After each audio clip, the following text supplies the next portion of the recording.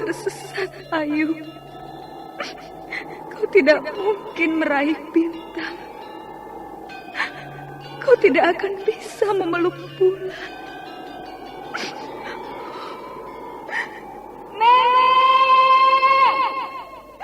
Nenek Raga Runting! Ayu! Ayu!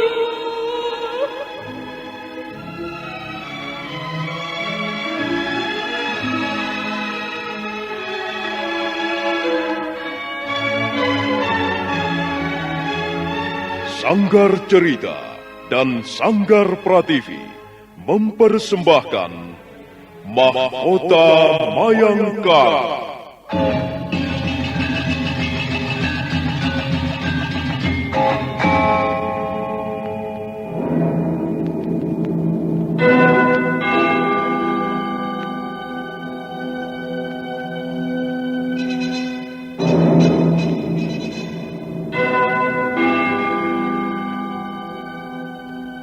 Cerita ini lanjutan dari Tutur Tinular. Kisah berlangsung pada zaman pemerintahan Prabu Jayanegara atau Kala Gemet, Raja Majapahit yang kedua.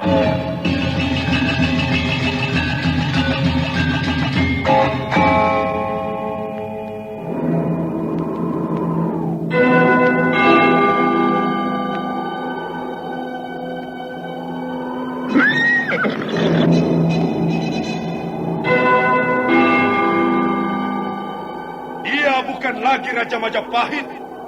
Akulah raja. Akulah yang berkuasa. Ayo, obrak-abrik desa Ganding. Tangkap Jayanegara. Tangkap Jayanegara.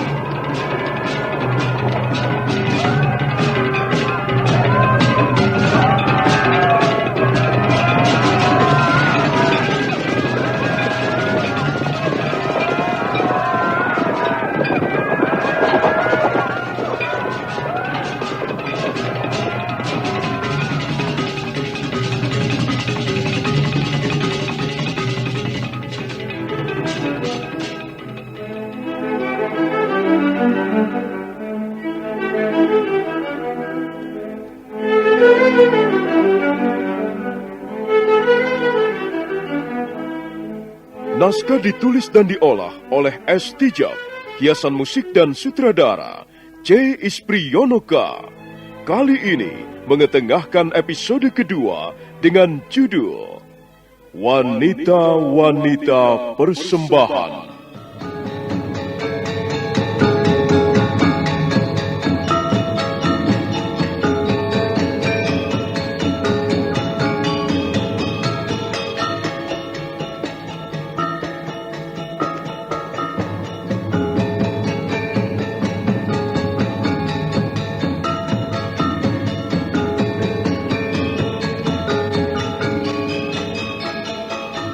Dalam seri ke-35 ini, didukung oleh para pemain, Mogan sebagai Rabanyak, Beni sebagai Rapangsa, Lucy dan Yayu sebagai gadis-gadis, Ashari dan Herman sebagai prajurit, dan Asdi Suhastra, pembawa cerita. Selamat menikmati. Sandiwara Radio ini masih Anda dengarkan di channel YouTube Satria Collection. Jangan lupa tekan tombol like dan subscribe.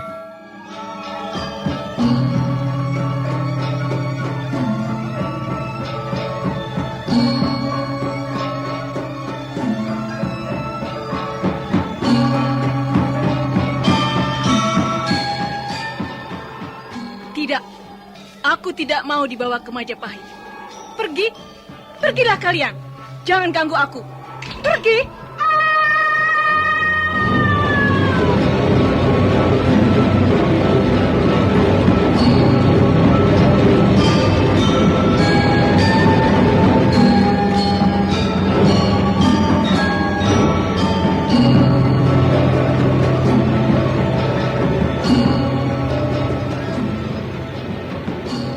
Tubuh gadis yang malang itu pun tenggelam di bibir sebuah jurang.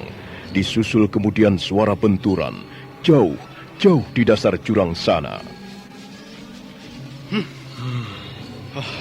Hilang lagi satu. Dia memilih kematiannya dengan caranya sendiri. Kita terlambat, Rabanyak. Seharusnya kita menyergap dan menyambar tubuhnya. Kita tidak mungkin mendekatinya. Tampaknya memang dia sudah nekat sekali. Ya, baiklah. Sudahlah, itu sudah nasibnya. Mungkin dia belum mati. Mungkin dia hanya terluka parah. Sekalipun dia belum mati, kita tidak mungkin mengambilnya dan membawanya ke Majapahit. Dan dia pun tidak mungkin dapat bertahan hidup lebih lama. Ayo Rapangsa, kita kembali ke gerobak. Dan sekarang kita harus lebih hati-hati. Kita hanya tinggal memiliki 5 orang gadis.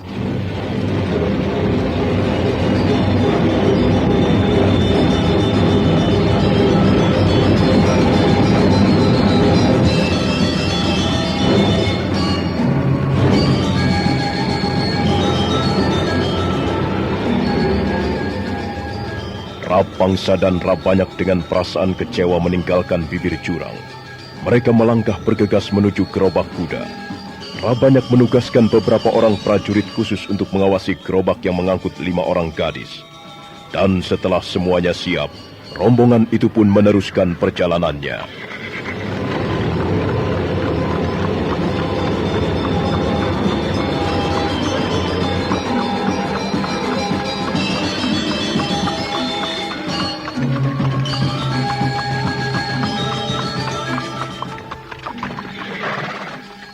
Rabanyak dan Rapangsa berikut rombongannya sudah melintasi desa Nyongan.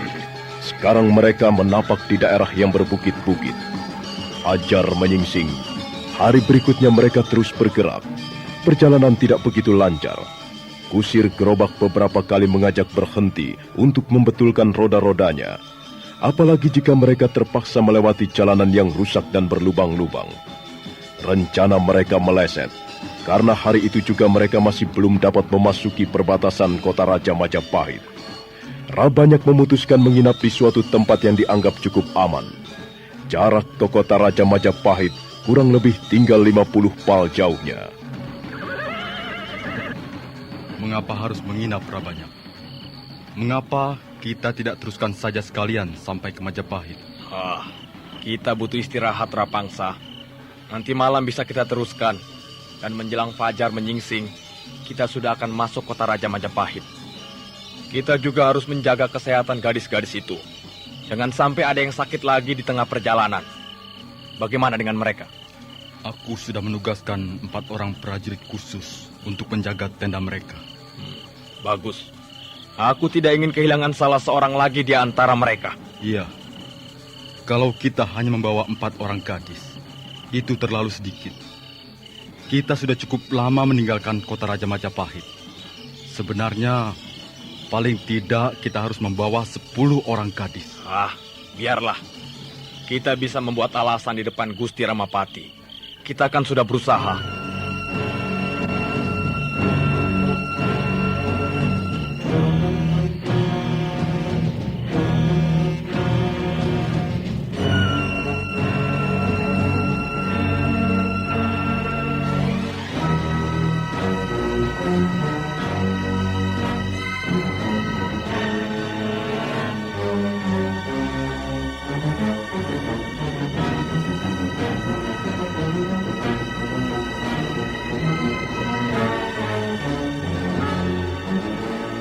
Jalan raya di kaki bukit yang menghubungkan kota-kota kecil di pesisir pantai timur dengan kota Raja Majapahit sepi dan lengang.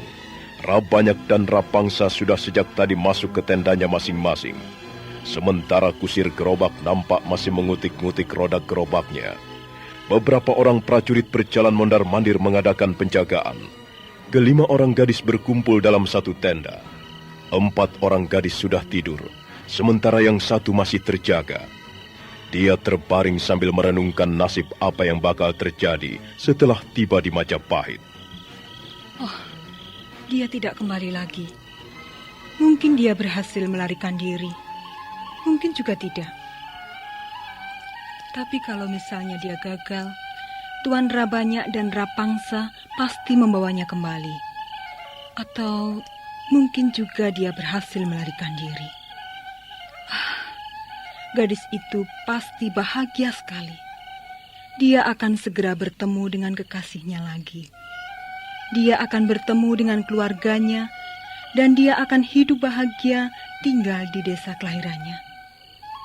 Sedangkan aku, nasibku dan keempat orang gadis ini belum jelas.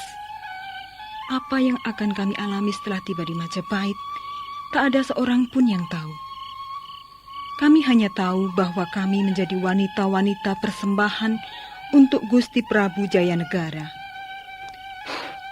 Laki-laki macam apa itu, Prabu Jayanegara? Dia seorang raja.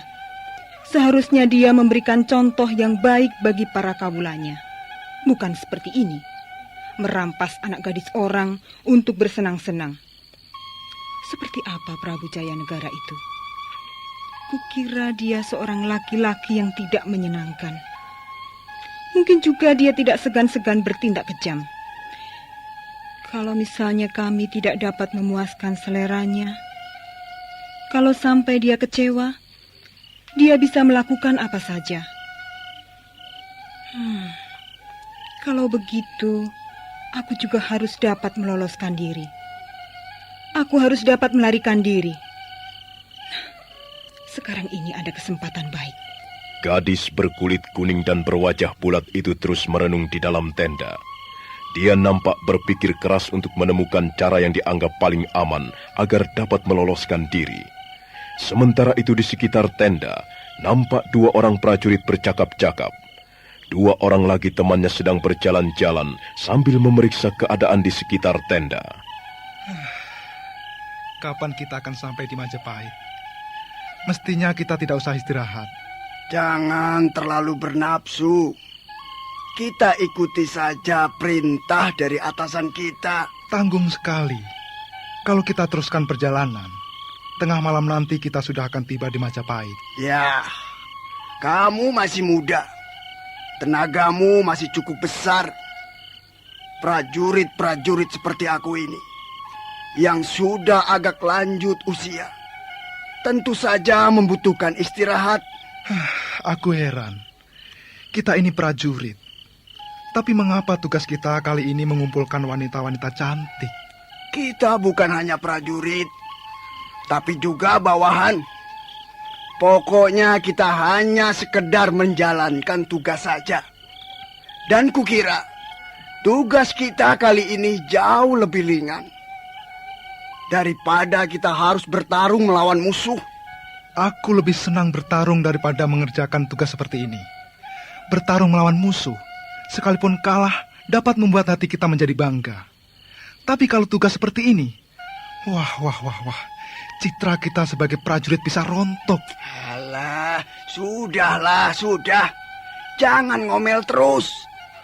Kalau kau tidak setuju, kau bisa mengusulkannya kepada Tuan Rapangsa atau Rabanyak. Itu tidak akan ada gunanya. Nah, kalau kau tahu tidak ada gunanya, ya sudah, kerjakan saja. Menjaga 5 orang gadis cantik. Menurut pendapatmu, di antara 5 orang itu, mana yang paling cantik? Kau ini masih muda. Kalau melihat gadis cantik, matamu melotot saja. Mereka itu bukan untuk kita.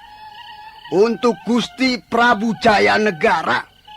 Kita hanya ditugaskan membawa mereka ke Majapahit. Aku kan hanya ngomong saja. Ngomong juga perlu dijaga. Iya. Kalau menurut pendapatku yang paling cantik, yang itu. Yang wajahnya bulat telur dan kulitnya kuning langsat. Oh, luar biasa.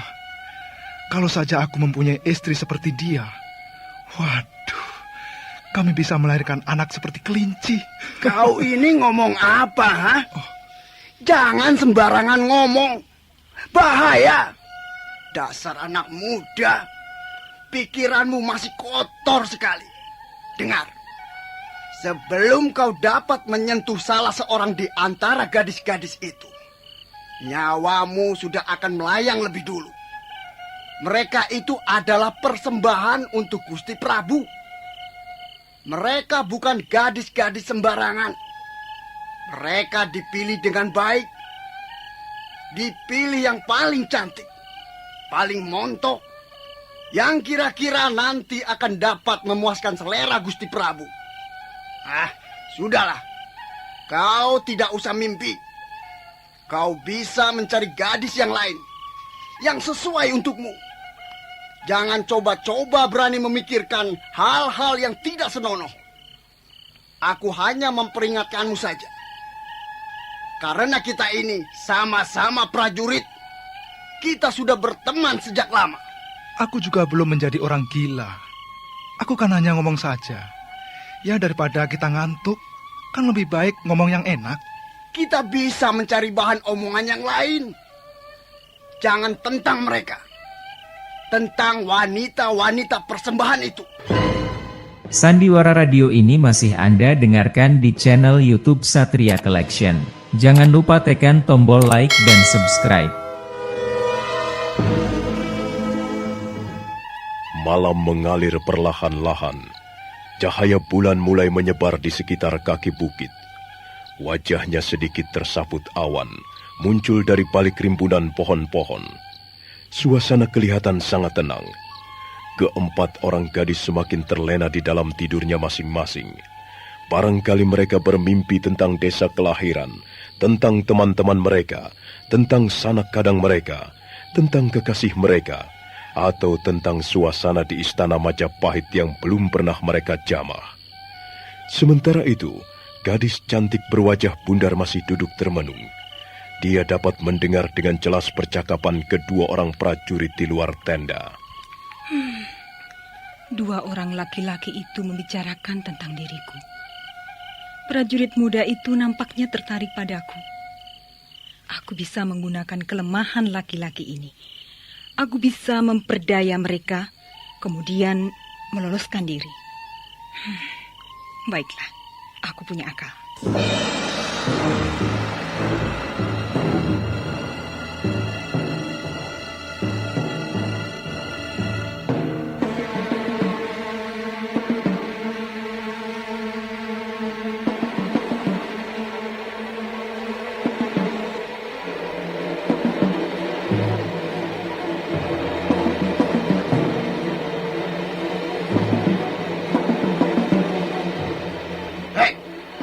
Mau apa kau? Ayo, kembali ke tendamu. Maaf Tuan Prajurit, saya... Jangan macam-macam. Cepat kembali. Jangan berbuat yang tidak-tidak. Kau tahu, kami berdua akan terus menjaga tenda ini. Kau tidak mungkin melarikan diri. Tunggu dulu. Mungkin dia membutuhkan sesuatu. Apakah kau ingin minum? Tidak Tuan Prajurit. Kau lapar? Tidak, saya tidak lapar. Sudahlah.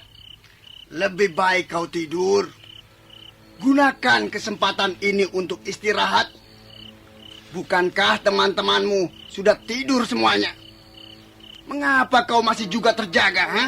Saya... sakit sekali. Dia sakit. Kita harus menolongnya. Awas. Berani kau menyentuh tubuhnya, aku akan berteriak. Dan dalam waktu sekejap, Tuan Rapangsa atau Rabanyak akan datang kemari. Kau tahu akibatnya, bukan? Aku tidak bermaksud apa-apa. Mungkin saja dia benar-benar sakit. Kalau dia sakit, bukankah kita harus menolongnya? Apa benar kau sakit? Saya hanya mau buang air kecil. Saya sudah berusaha menahan sejak tadi. Saya tidak berani mengatakannya. Maukah Tuan Prajurit mengantarkan saya buang air kecil? Iya, biar aku saja yang mengantarkan. Ayo. Enak saja. Kau mau berbuat tidak senonoh, bukan? Kau selalu mencurigai aku. Aku juga tahu siapa diriku. Sudahlah. Kau di sini saja. Biar aku yang mengantarkan. Biar aku saja yang mengantarkan. Aku tidak bermaksud apa-apa. Kau ini sama teman kok begitu. Aku sungguh-sungguh. Ayo ku antarkan. Memang kalau ingin buang air kecil ditahan-tahan, suka sakit. Aku juga sering begitu. Ayo ku antarkan. Kau di sini saja.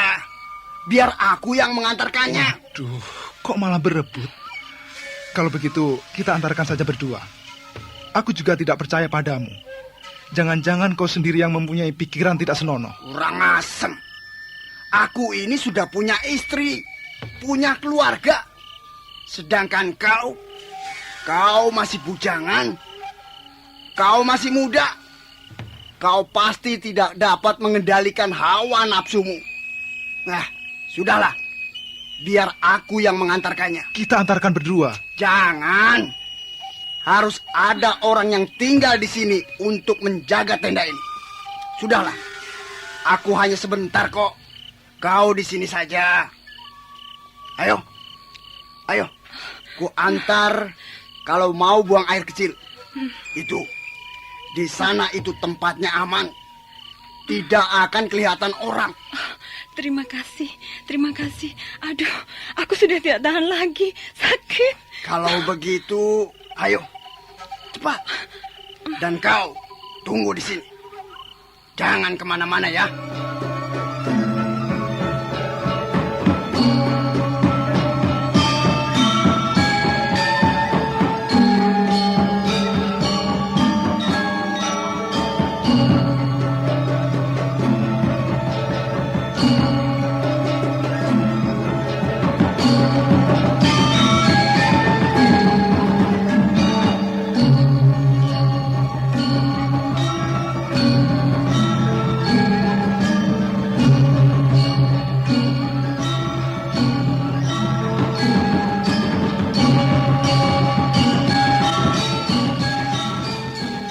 Prajurit setengah tua itu kemudian melangkah pergi, dan gadis berwajah bulat telur berlari-lari kecil di belakangnya. Mereka berjalan menjauhi gerobak kuda, dan bayangan mereka segera lenyap di balik lambaian daun-daun talas hutan. Kunyuk orang itu. Aku telah ditipu. Aku disuruh menunggu di sini. Sementara dia enak-enak melihat wanita cantik sedang kencing. Kurang ajar. Tua bangka tidak tahu diri. Mestinya aku yang mengantarkannya. Mestinya dia mengalah. Dia kan sudah tua. Sudah punya istri, anak, punya keluarga. Dia harus memberi kesempatan pada aku, prajurit yang lebih muda. Kok malah dilalap sendiri? Brengsek. Dasar laki-laki hidung belang. Memang gadis itu cantik sekali. Wajahnya bulat telur, matanya berbinar-binar, dan bibirnya tipis. Kalau tersenyum, aduh, mati aku. Benar-benar penampilan yang sempurna. Wah, sayang sekali. Sayang sekali dia akan menjadi wanita persembahan. Kalau tidak, aku pasti akan melamar pada orang tuanya. Sungguh bahagianya kalau aku mempunyai istri seperti dia. Manisnya seperti gula dan lembutnya seperti cahaya bulan. Aduh, Biong. Sandiwara Radio ini masih Anda dengarkan di channel YouTube Satria Collection. Jangan lupa tekan tombol like dan subscribe.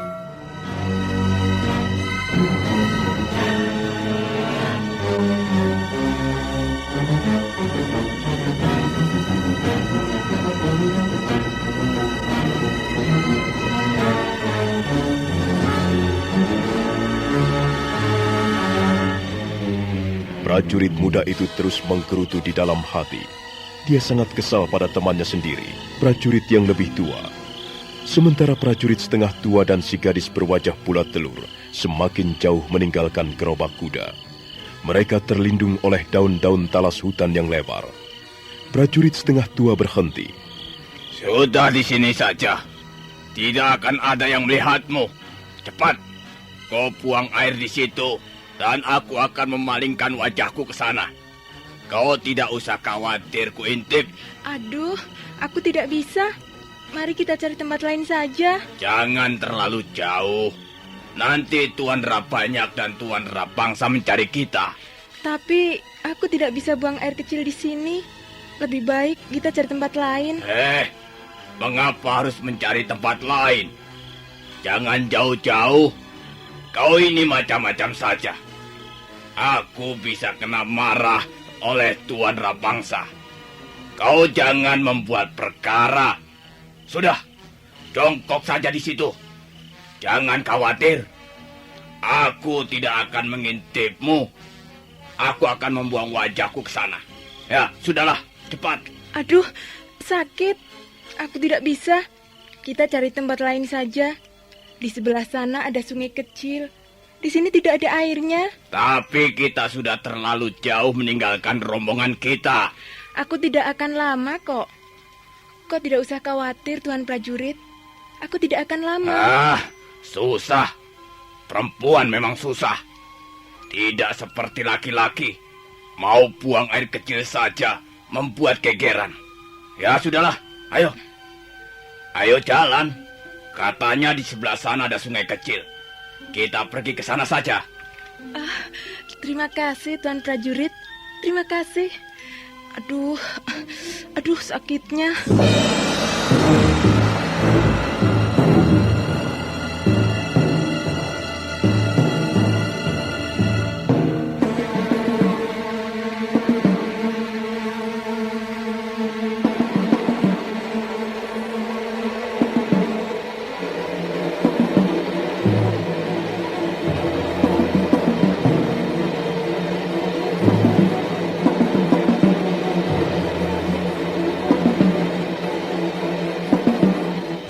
Akhirnya prajurit setengah tua itu terpaksa menurut, dan mereka berjalan semakin jauh meninggalkan rombongan.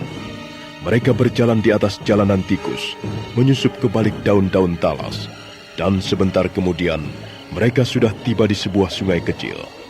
Air sungai gemercik mengalir. Sudah, cepat. Apa lagi yang kau tunggu? Sabar, Tuan Prajurit. Seorang wanita tidak sama dengan laki-laki. Iya, benar. Kebutuhan wanita memang jauh lebih rumit. Tidak seperti laki-laki. Sederhana. Sepi sekali tempat ini ya, Tuan Prajurit. Ya, sepi. Apalagi yang kau tunggu? Cepat jongkok di situ. Maaf, Tuan Prajurit. Apakah kau mempunyai keluarga? Aduh, kau ini malah bertanya macam-macam. Punya? Aku sudah punya keluarga. Aku punya seorang istri dan 2 orang anak. Apakah istrimu cukup cantik? Oh, sekalipun orang-orang mengatakan istriku jelek, tapi bagiku dia adalah wanita yang paling cantik. Nampaknya Tuan Prajurit adalah seorang laki-laki yang setia. Oh, harus, itu harus. Laki-laki harus setia. Aku tidak ingin menjatuhkan citra seorang laki-laki. Laki-laki harus setia, bekerja dengan baik, cinta pada keluarga, dan sebagainya, dan sebagainya. Laki-laki harus setia. Bagaimana dengan istrimu? Apakah dia juga cukup setia? Aduh, kau ini cerewet sekali. Kau ini rupanya senang bicara, ha? Aku memang senang ngobrol, Tuan Prajurit. Aku sanggup ngobrol sepanjang malam tanpa berhenti. Itu memang sudah sifatku sejak dulu. Bagaimana, Tuan Prajurit? Apakah istrimu juga cukup setia? Apakah istrimu tidak pernah tertarik kepada laki-laki yang lain? Aku sendiri tidak tahu persis. Aku kan tidak bisa terus-menerus mengawasinya. Sekarang ini contohnya. Aku di sini bersamamu. Aku tidak tahu apa yang dilakukan istriku di rumah. Kalau misalnya istrinya melakukan hal-hal yang tidak dapat dibenarkan, bagaimana, Tuan Prajurit? Apakah kau akan marah sekali? Aku tidak hanya akan marah. Aku akan membunuhnya dengan pedangku ini. Aku paling benci melihat seorang wanita yang tidak setia. Wanita harus menjaga kesuciannya, menjaga kehormatannya. Demikian pula laki-laki. Suami harus setia, istri juga harus setia. Bagaimana dengan anak-anakmu? Oh, anak-anakku cukup baik. Mereka bisa mengerti tentang orang tua mereka. Mereka tidak terlalu menuntut. Anakku sudah cukup besar kok. Yang besar sudah berumur hampir 20 tahun. Sedangkan adiknya baru 15 tahun. Laki-laki atau perempuan? Yang besar laki-laki. dan adiknya perempuan. Sudahlah, kau jangan ngoceh saja. Kita sudah terlalu lama di sini. Nanti Tuan Rabanyak dan Tuan Rapangsa mencari kita. Aku bisa kena marah. Bukankah lebih nikmat ngobrol di sini, Tuan Prajurit? Aku sedang menjalankan tugas. Aku tidak boleh ngobrol. Tapi, bukankah lebih nikmat ngobrol di sini bersamaku? Ya memang lebih enak. Tapi aku tidak boleh melalaikan tugasku. Sudahlah, cepat. Nanti aku bisa kena marah. Sepertinya kau takut sekali dengan Tuan Rabanyak dan Tuan Rapangsa. Oh, tentu saja. Mereka adalah atasanku. Aku ini prajurit anak buahnya. Aku harus selalu menurut kepada perintah-perintah mereka. Masa depanku berada di tangan mereka. Kalau mereka tidak senang padaku, wah, bisa repot. Tapi sudahlah, hentikanlah pertanyaanmu. Cepat jongkok di situ. Baiklah, Tuan Prajurit. Sekarang, palingkanlah wajahmu ke sebelah sana. Awas ya, jangan menghadap kemari. Aku ini sudah tua, Nduk. Aku cukup tahu diri.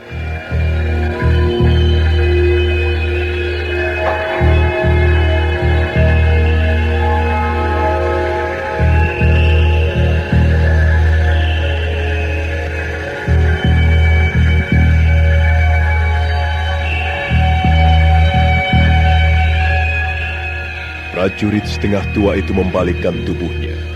Dia hanya dapat melihat rimbunan daun-daun pohon hutan sambil mendengarkan gemercik air sungai yang terus-menerus mengalir.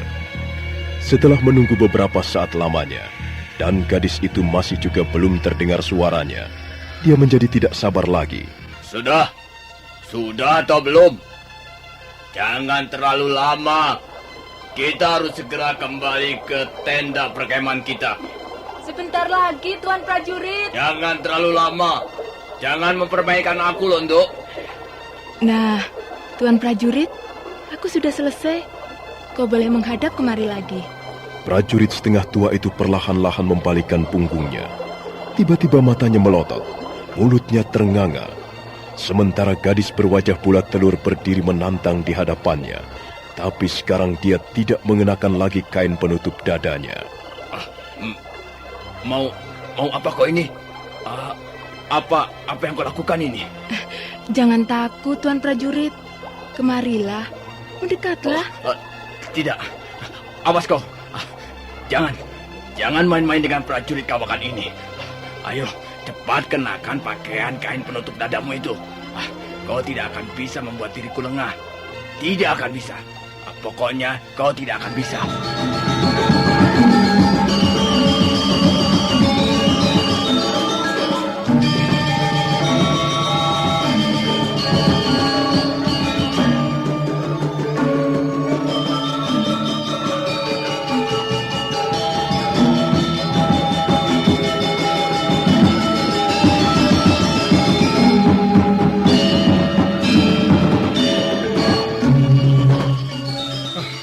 Ajar. Si tua bangka itu masih juga belum kembali. Jangan-jangan dia sendiri yang berbuat tidak senonoh. Asam kecut, akal bulus. Aku tertipu. Aku telah berlaku bodoh. Akhirnya kesempatan itu disambar oleh si tua bangka. Mestinya aku yang mengantarkan, bukan dia. Dia kan sudah mempunyai istri. Aku ini masih bujangan. Dia harus memberi kesempatan kepada anak yang lebih muda. Asam kecut, kunyuk jelek. Awas kau nanti. Apa yang kau katakan, prajurit? Tidak, Tuan Rapangsa. Tidak. Kau tadi baru saja berkata apa? Siapa yang kau maki-maki itu? Tidak, Tuan Rapangsa. Saya hanya bicara sendiri kok. Saya hanya ngomel-ngomel sendiri. Daripada digigit nyamuk, daripada duduk melamun, Tuan. Di mana temanmu yang seorang lagi? Dia. Anu. Kau harus bicara tegas, prajurit. Jawab pertanyaanku. Di mana temanmu yang seorang lagi? Kesana, Tuan Rapangsa. Kemana? Cepat katakan. Kemana dia pergi? Enak saja. Dia harus tetap duduk di sini. Dia harus menjaga gadis-gadis itu supaya jangan kabur lagi. Kurang ajar. Kemana dia? Kemana temanmu itu? Tadi mereka berjalan ke sana, Tuan. Ke sana, ke balik rimbunan daun-daun talas hutan itu. Mereka? Apa maksudmu? Tuan Rapangsa, teman saya mengantarkan salah seorang gadis ke sana, ke balik rimbunan semak belukar itu, Tuan. Mau apa mengantarkan ke sana? Maaf, Tuan. Katanya gadis itu ingin buang air kecil. Keparat! Temanmu itu harus diberi pelajaran. Dia tidak boleh teledor seperti itu. Sekarang kau tunggu di sini. Biar aku yang akan mencari mereka. Awas, kau jangan pergi kemana-mana. Iya, Tuan Rapangsa. Saya akan berjaga-jaga di sini. Rapangsa melangkah dengan tegap meninggalkan tenda perkemahan. Dia terus bergegas berjalan menuju kerimbunan semak-semak belukar yang ditunjukkan prajurit bawahannya. Tak lama kemudian, tubuhnya sudah lenyap di balik daun-daun talas hutan yang lebar. Aduh, celaka si tua bangka itu. Wah, dia pasti akan kena marah Tuan Rapangsa. Rasakan, salahmu sendiri. Aku benar-benar beruntung. Untung bukan aku yang mengantarkannya. Gadis cantik itu membawa sial saja. Lebih baik aku mencari gadis biasa saja. Sandiwara Radio ini masih Anda dengarkan di channel YouTube Satria Collection. Jangan lupa tekan tombol like dan subscribe.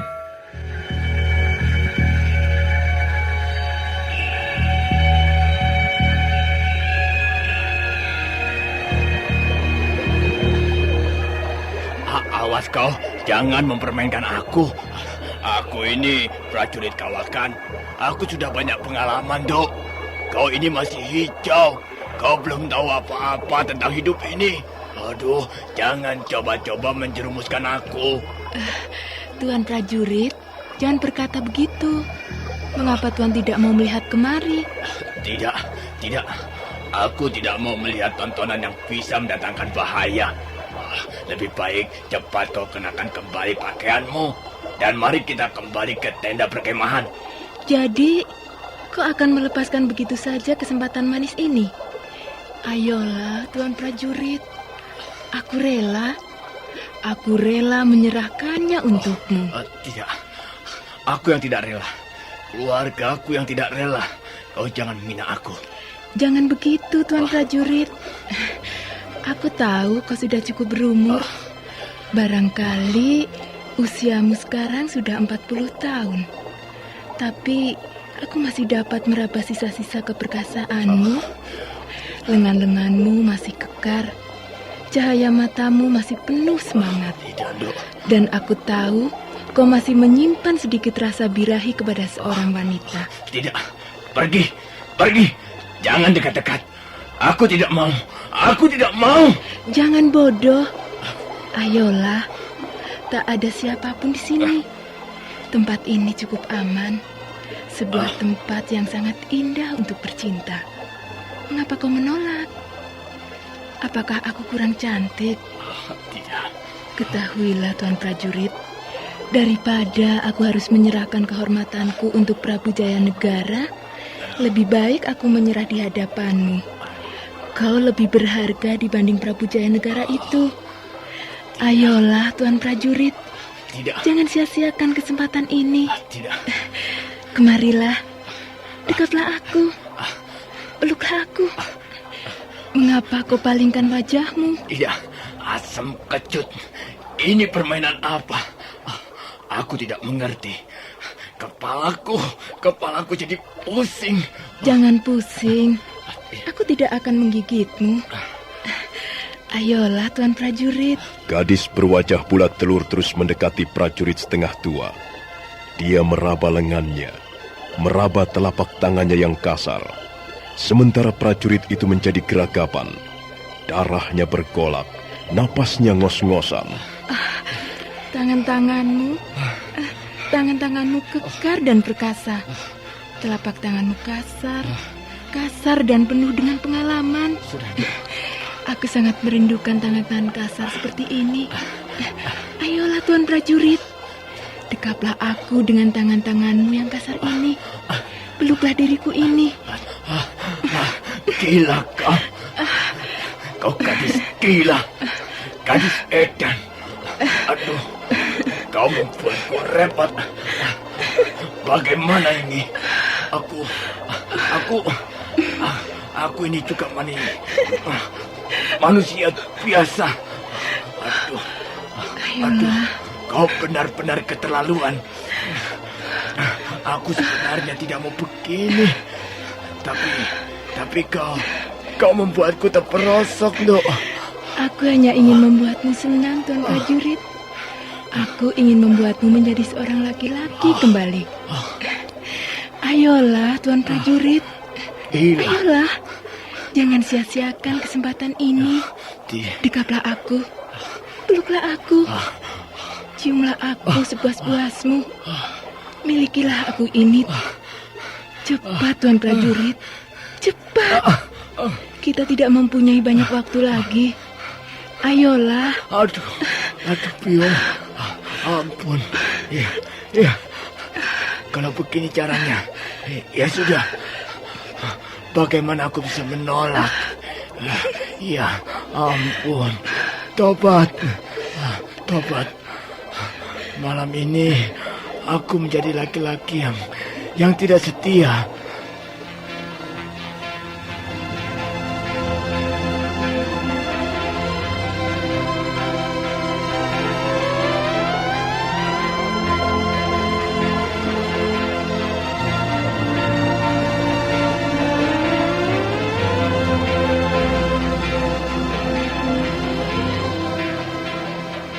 Akhirnya prajurit setengah tua itu menyerah. Dia segera menerkam gadis berwajah bulat telur yang berdiri menantang di hadapannya. Mereka berpelukan dengan erat sekali, dan mereka berpagutan satu sama lain. Nafsu telah membakar darah prajurit tua, dan nafsu telah menjerumuskannya ke tempat yang paling dalam.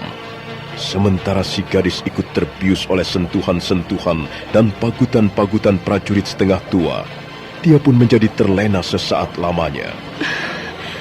Ayolah, Tuan Prajurit. Ayolah. Sabar, Dok. Sabar. Kita masih mempunyai banyak waktu. Jangan buru-buru. Kau tidak akan menyesal, bukan? Kau tidak ingat keluargamu sekarang, kan? Jangan bertanya seperti itu lagi. Kau membuatku malu saja. Sudahlah, ayolah. Kita lanjutkan lagi permainan ini.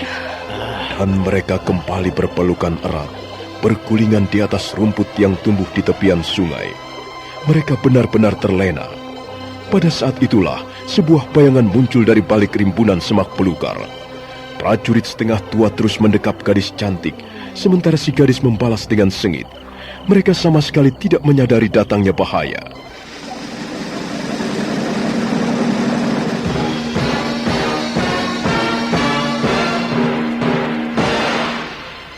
Bayangan itu berhenti sejenak.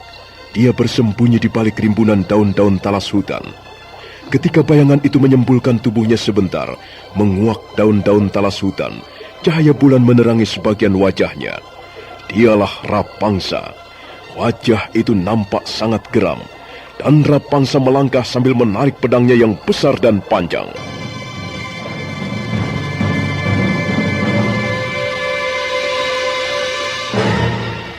Rapangsa berjalan mengendap mendekati dua orang manusia yang sedang bergumul di pinggiran sungai, sementara pedangnya yang berukuran besar dan panjang sudah tergenggam di tangan kanannya.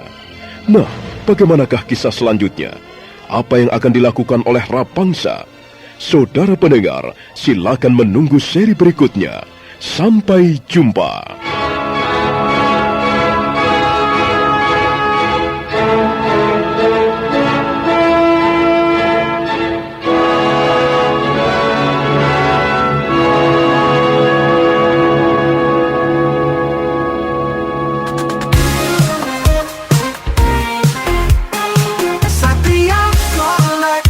Bawa hiburan dengan gaya yang tak pernah padam.